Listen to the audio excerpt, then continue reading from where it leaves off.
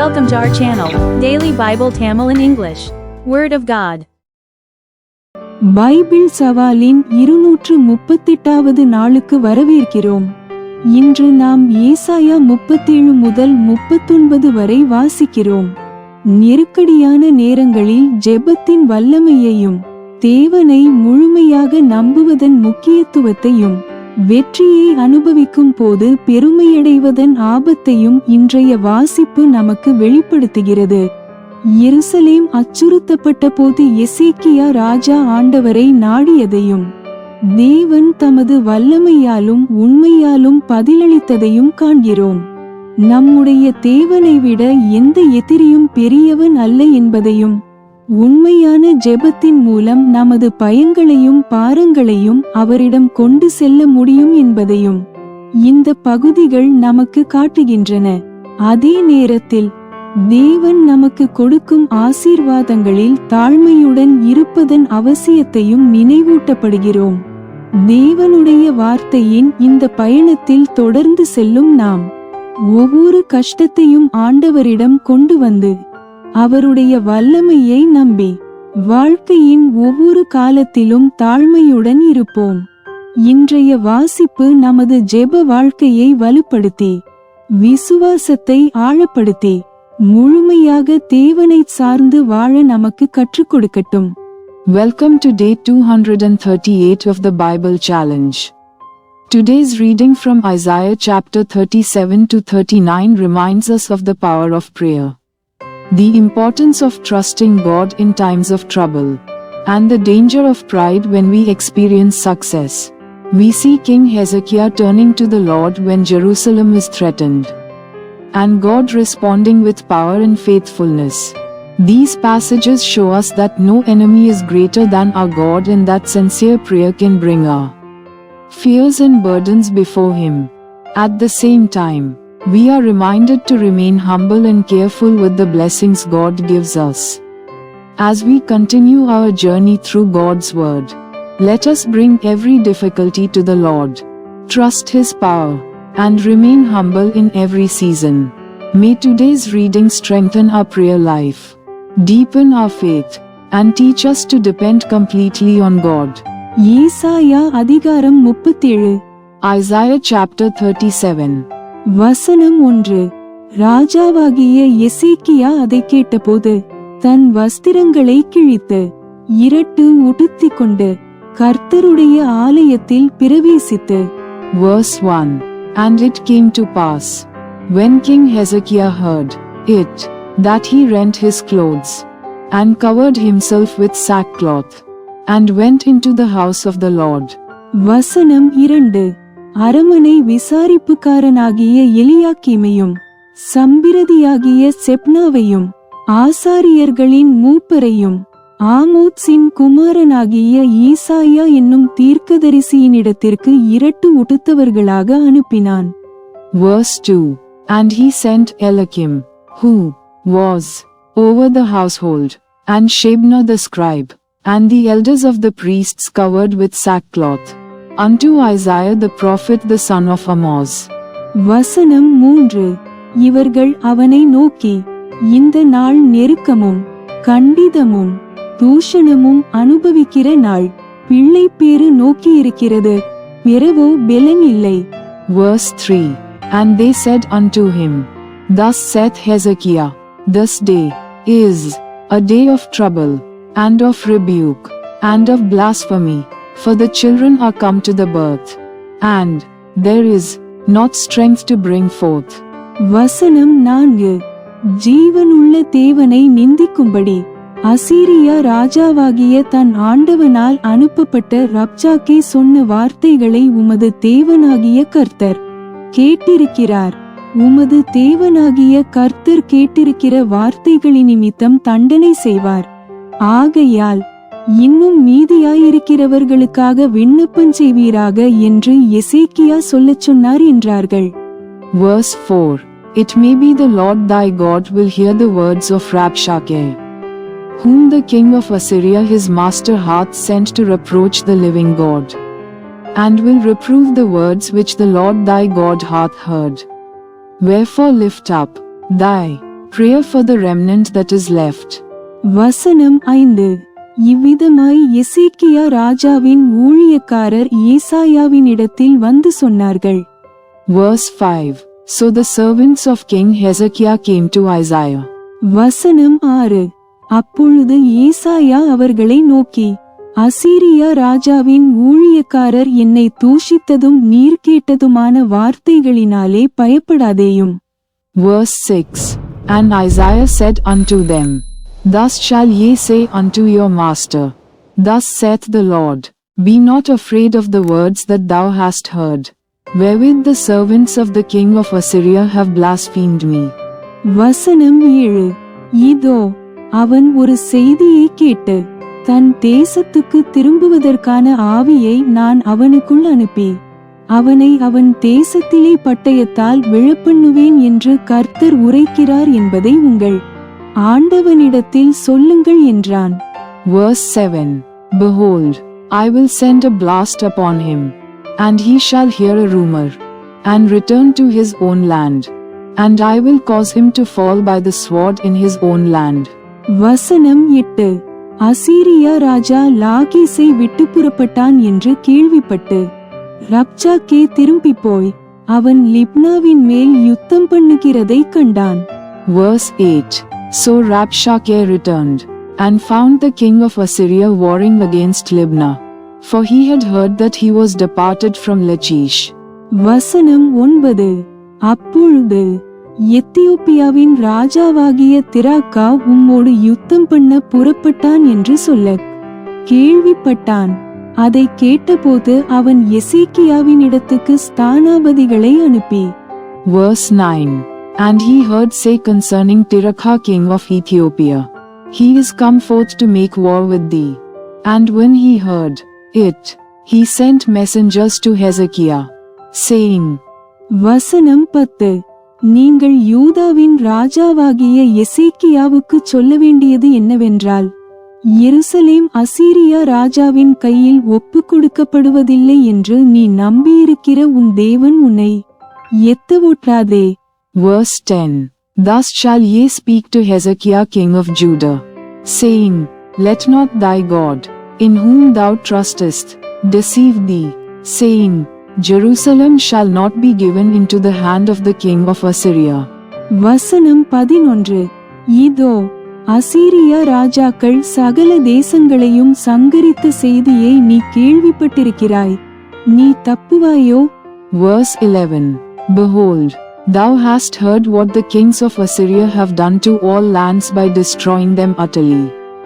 And shalt thou be delivered? வசனம் 12. என் பிதாக்கள் அழித்துவிட்ட கோசானையும் ஆரானையும் ரேச்சேப்பையும் தெலாசாரிலிருந்த ஏதேனின் புத்திரரையும் அவர்களுடைய தேவர்கள் தப்புவித்ததுண்டோ? Verse 12. Have the gods of the nations delivered them which my fathers have destroyed? As Gozan, and Haran, and Rezeph, and the children of Eden which were in Telassar. வசனம் 13. ஆமாத்தின் ராஜாவும் அர்பாத்தின் ராஜாவும் செப்பர்வாயிம் ஏனாயிவா பட்டணங்களின் ராஜாவும் எங்கே என்று சொல்லுங்கள் என்றார். Verse 13. Where is the king of Hamath, and the king of Arphad, and the king of the city of Sepharvaim, Hena, and Iver? வசனம் 14. எசேக்கியா ஸ்தானாபதிகளின் கையிலிருந்த நிருபத்தை வாங்கி வாசித்தான். பின்பு எசேக்கியா கர்த்தருடைய ஆலயத்திற்கு போய் அதை கர்த்தருக்கு முன்பாக விரித்து. Verse 14. And Hezekiah received the letter from the hand of the messengers, and read it. And Hezekiah went up unto the house of the Lord, and spread it before the Lord. வசனம் 15. கர்த்தரை நோக்கி. Verse 15. And Hezekiah prayed unto the Lord, saying. வசனம் 16. சேனைகளின் கர்த்தாவே, கேருபீன்களின் மத்தியில் வாசம் பண்ணுகிற இஸ்ரவேலின் தேவனே, நீர் ஒருவரே பூமியின் ராஜ்யங்களுக்கெல்லாம் தேவனானவர். நீர் வானத்தையும் பூமியையும் உண்டாக்கினீர். Verse 16. O Lord of hosts, God of Israel, that dwellest between the cherubims, Thou art the God, even thou alone, of all the kingdoms of the earth. Thou hast made heaven and earth. வசனம் 17. கர்த்தாவே, உமது செவியை சாய்த்து கேளும். கர்த்தாவே, நீர் உமது கண்களை திறந்து பாரும். சனகிரிப் ஜீவனுள்ள தேவனை நிந்திக்கும்படிக்கு சொல்லியனுப்பின வார்த்தைகளை எல்லாம் கேளும். Verse 17. Incline thine ear, O Lord, and hear. Open thine eyes, O Lord, and see, and hear all the words of Sennacherib, which hath sent to reproach the living God. வசனம் 18. கர்த்தாவே, அசீரியா ராஜாக்கள் அந்த ஜாதிகளையும் அவர்கள் தேசத்தையும் நாசமாக்கி. Verse 18. Of a truth, Lord, the kings of Assyria have laid waste all the nations, and their countries. வசனம் 19. அவர்களுடைய தேவர்களை நெருப்பிலே போட்டுவிட்டது மெய்தான். அவைகள் தேவர்கள் அல்லவே, மனுஷர் கைவேலையான மரமும் கல்லுந்தானே. ஆகையால் அவைகளை நிர்த்தூளியாக்கினார்கள். Verse 19. And have cast their gods into the fire, for they were no gods, but the work of men's hands, wood and stone, therefore they have destroyed them. வசனம் 20. இப்போதும் எங்கள் தேவனாகிய கர்த்தாவே, நீர் ஒருவரே கர்த்தர் என்று பூமியின் ராஜ்யங்களெல்லாம் அறியும்படிக்கு எங்களை அவன் கைக்கு நீங்கலாக்கி இரட்சியும் என்று விண்ணப்பம் பண்ணினான். Verse 20. Now therefore, O Lord our God, save us from his hand, that all the kingdoms of the earth may know that thou art the Lord, even thou only. வசனம் 21. அப்பொழுது ஆமோத்சின் குமாரனாகிய ஏசாயா எசேக்கியாவுக்கு சொல்லியனுப்பினது, இஸ்ரவேலின் தேவனாகிய கர்த்தர் உரைக்கிறது என்னவென்றால், அசீரியா ராஜாவாகிய சனகிரிபி நிமித்தம் நீ என்னை நோக்கி விண்ணப்பம் பண்ணினாயே. Verse 21. Then Isaiah the son of Amoz sent unto Hezekiah, saying, Thus saith the Lord God of Israel, whereas thou hast prayed to me against Sennacherib king of Assyria. வசனம் 22. அவனை குறித்து கர்த்தர் சொல்லுகிற வசனமாவது, சீயோன் குமாரத்தியாகிய கன்னியாஸ்திரி உன்னை இகழ்ந்து உன்னை பரிகாசம் பண்ணுகிறாள். எருசலேம் குமாரத்தி உன் பின்னாலே தலையை துலுக்குகிறாள். Verse 22. This is the word which the Lord hath spoken concerning him. The virgin, the daughter of Zion, hath despised thee, and laughed thee to scorn. The daughter of Jerusalem hath shaken her head at thee. வசனம் 23. யாரை நிந்தித்து தூஷித்தாய்? யாருக்கு விரோதமாய் உன் சத்தத்தை உயர்த்தினாய்? நீ இஸ்ரவேலின் பரிசுத்தருக்கு விரோதமாய் அல்லவோ உன் கண்களை மேட்டிமையாய் ஏறெடுத்தாய். Verse 23. Whom hast thou reproached and blasphemed? And against whom hast thou exalted thy voice, and lifted up thine eyes on high? Even against the Holy One of Israel. வசனம் 24. உன் ஊழியக்காரரை கொண்டு நீ ஆண்டவரை நிந்தித்து, என் இரதங்களின் திரளினாலே நான் மலைகளின் கொடுமுடிகளுக்கும் லீபனோனின் சிகரங்களுக்கும் வந்து ஏறினேன். அதின் உயரமான கேதுருமரங்களையும் உச்சிதமான தேவதாரு விருட்சங்களையும் நான் வெட்டி, உயர்ந்த அதின் கடைசி எல்லை மட்டும் அதின் செழுமையான வனமட்டும் வருவேன் என்றும். Verse 24. By thy servants hast thou reproached the Lord, and hast said, By the multitude of my chariots am I come up to the height of the mountains, to the sides of Lebanon, and I will cut down the tall cedars thereof, and the choice fir trees thereof, and I will enter into the height of his border, and the forest of his Carmel. வசனம் 25. நான் கிணறு வெட்டி தண்ணீர் குடித்தேன், என் உள்ளங்காலினால் அரணிப்பான இடங்களின் அகழிகளை எல்லாம் வரளவும் பண்ணினேன் என்றும் சொன்னாய். Verse 25. I have digged and drunk water, and with the sole of my feet have I dried up all the rivers of the besieged places. வசனம் 26. நான் வெகு காலத்துக்கு முன் அதை நியமித்து பூர்வ நாட்கள் முதல் அதை திட்டம் பண்ணினேன் என்பதை நீ கேட்டதில்லையோ? இப்பொழுது நீ அரணான பட்டணங்களை பாழான மண்மேடுகளாக்கும்படி நானே அதைச் சம்பவிக்க பண்ணினேன். Verse 26. Hast thou not heard long ago how I have done it, and of ancient times that I have formed it? Now have I brought it to pass, that thou shouldest be to lay waste defenced cities into ruinous heaps. வசனம் 27. அதனாலே அவைகளின் குடிகள் கையிழைத்தவர்களாகி கலங்கி வெட்கப்பட்டு வெளியின் பூண்டுக்கும் பச்சிலைக்கும் வீடுகளின் மேல் முளைக்கும் புல்லுக்கும் ஓங்கி வளருமுன் தீந்து போகும் பயிருக்கும் சமானமானார்கள். Verse 27. Therefore their inhabitants were of small power, they were dismayed and confounded. They were as the grass of the field, and as the green herb, as the grass on the housetops, and as corn blasted before it be grown up. வசனம் 28.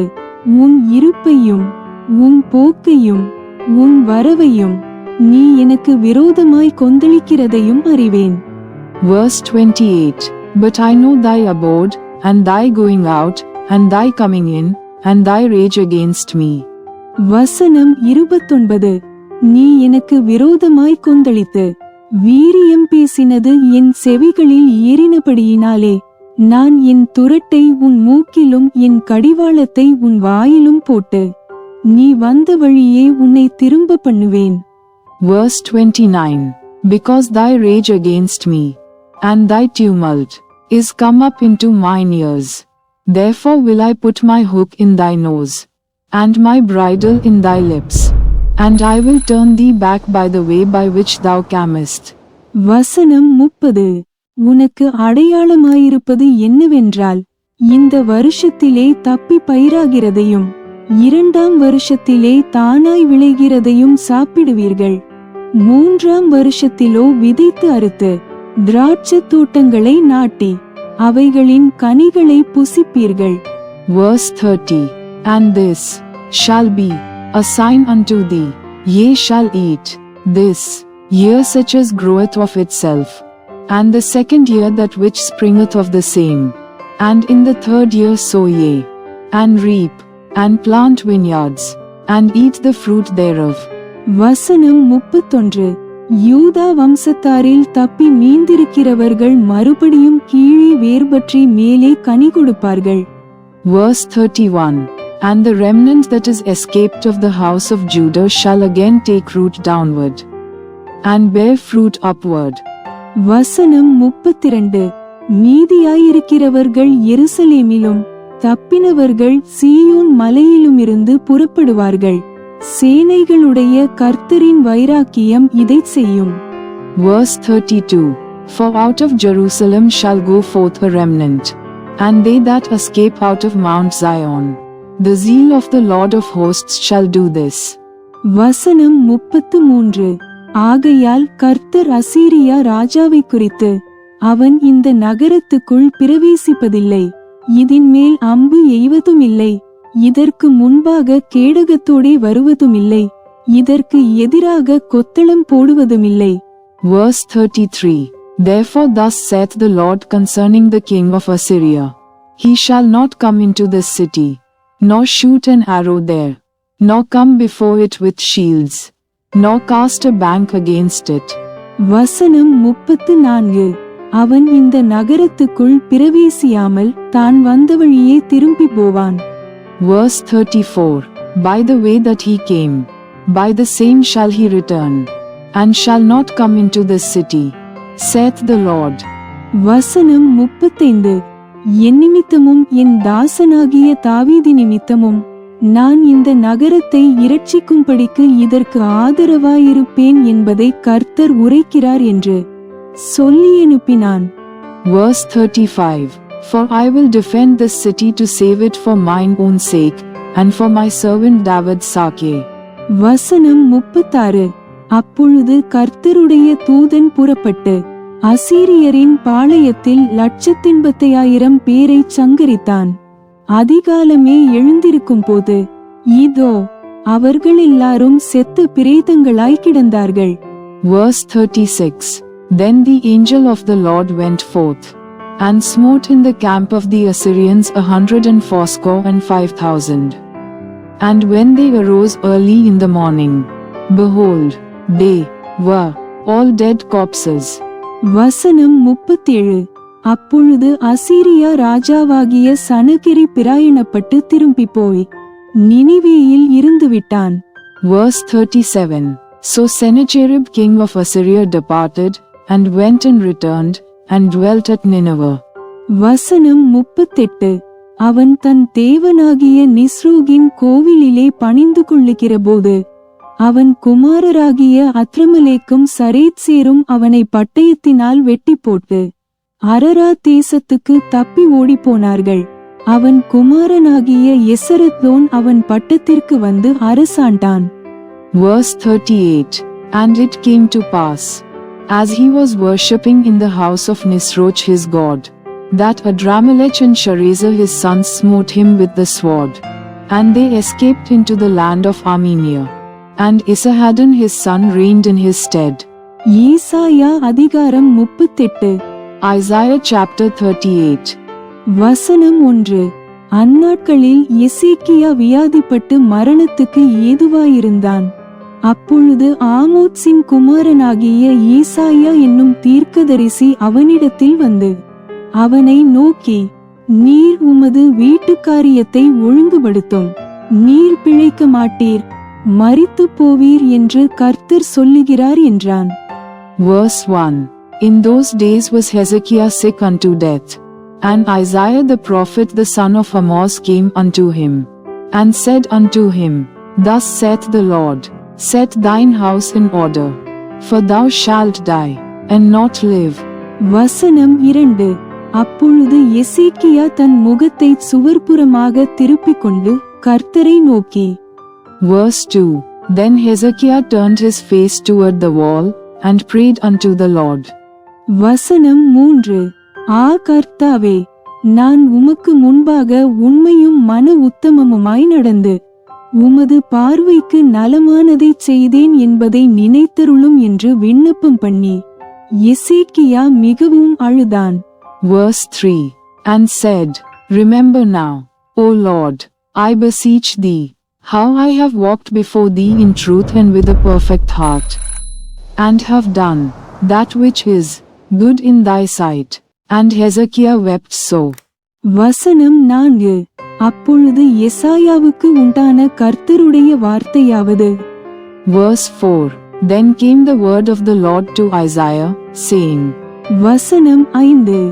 நீ போய் எசேக்கியாவை நோக்கி, உன் தகப்பனாகிய தாவீதின் தேவனாயிருக்கிற கர்த்தர் சொல்லுகிறது என்னவென்றால், உன் விண்ணப்பத்தை கேட்டேன், உன் கண்ணீரை கண்டேன், இதோ உன் நாட்களோடே 15 வருஷம் கூட்டுவேன்.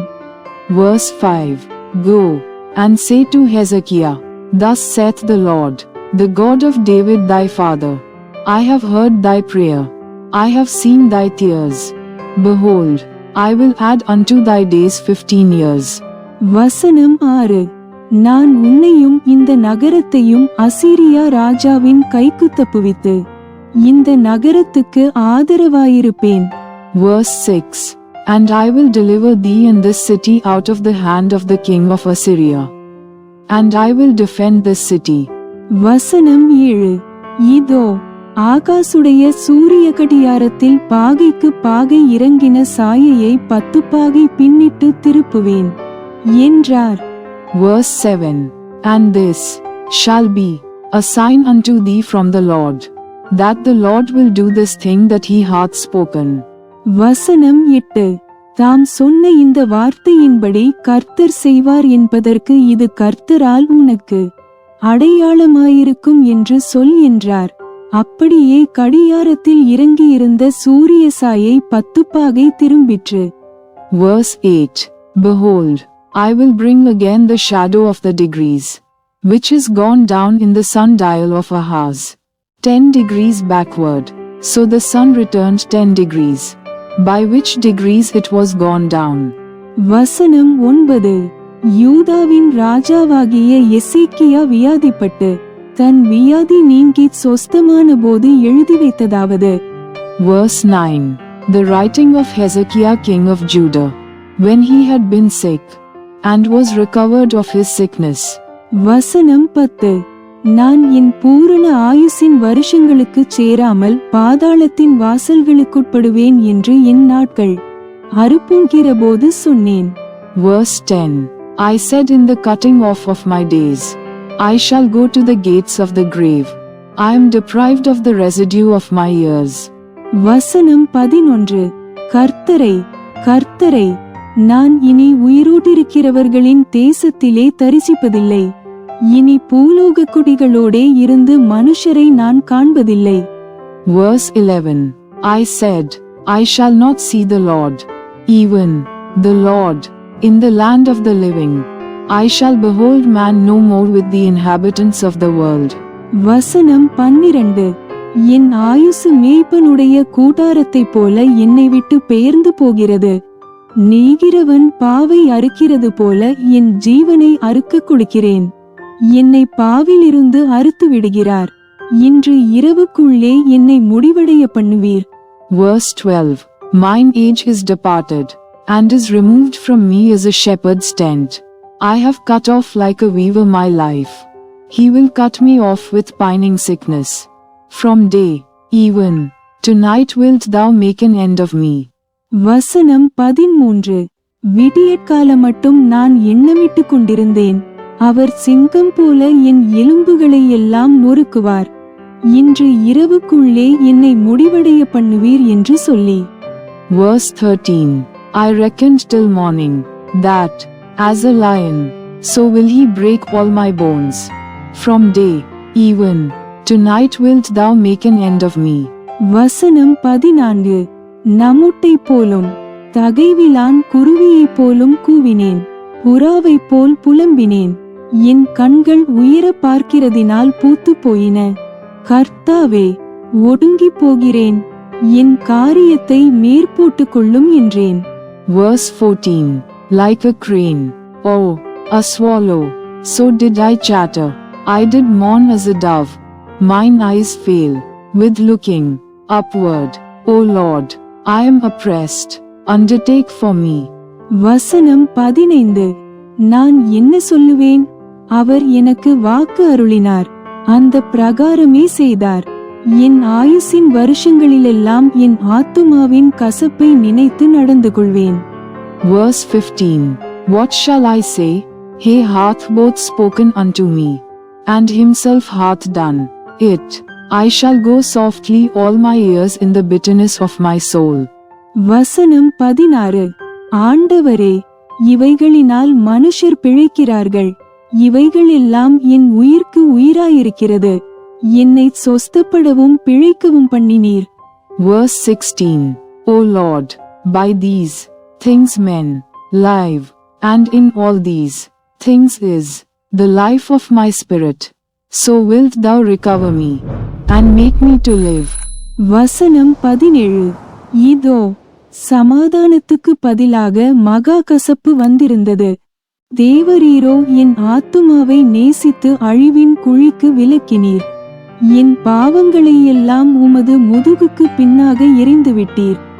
Verse 17. Behold, for peace I had great bitterness, but thou hast in love to my soul delivered it from the pit of corruption, for thou hast cast all my sins behind thy back. வசனம் 18. பாதாளம் உம்மை துதியாது, மரணம் உம்மை போற்றாது. குழியில் இறங்குகிறவர்கள் உம்முடைய சத்தியத்தை தியானிப்பதில்லை.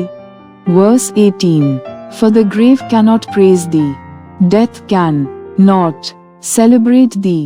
They that go down into the pit cannot hope for thy truth.